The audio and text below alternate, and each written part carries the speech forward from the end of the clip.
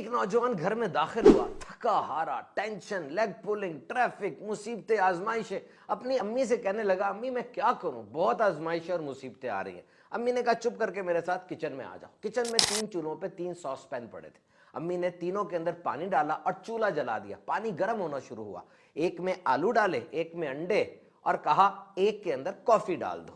اور جب پانی ابلا امی نے کہا یہ دیکھو یہ آلو، یہ انڈے اور یہ کافی، تینوں کو ایک ہی جیسے حالات کا سامنا تھا، یعنی تینوں گرم پانی میں تھے. وہ گرم پانی تم مصیبتیں سمجھ لو، تینوں کو ایک جیسی مصیبت آئی. اور یہ دیکھو آلو کو، یہ جب گرم پانی میں رہا تو یہ نرم ہو گیا، یعنی یہ ہار گیا، کمزور پڑ گیا، اس کی شناخت باقی نہ رہی. اور یہ انڈے کو دیکھو، جب یہ گرم پانی میں رہا، مصیبتیں آئیں تو یہ سخت ہو گیا اور سخت ہو گیا، یہ بھی اپنی شناخت باقی نہ رکھ سکا. اور اب اس کافی کو دیکھو، جب اس سے مصیبت آئی، گرم پانی میں گئی، اس نے رنگ بکھیر دیے، خوشبو ہر طرف اس کی آنے لگ گئی. یعنی اس مصیبت میں، اس آزمائش میں بھی اس نے دنیا کو رنگین کیا اور خوشبو بکھیر دی.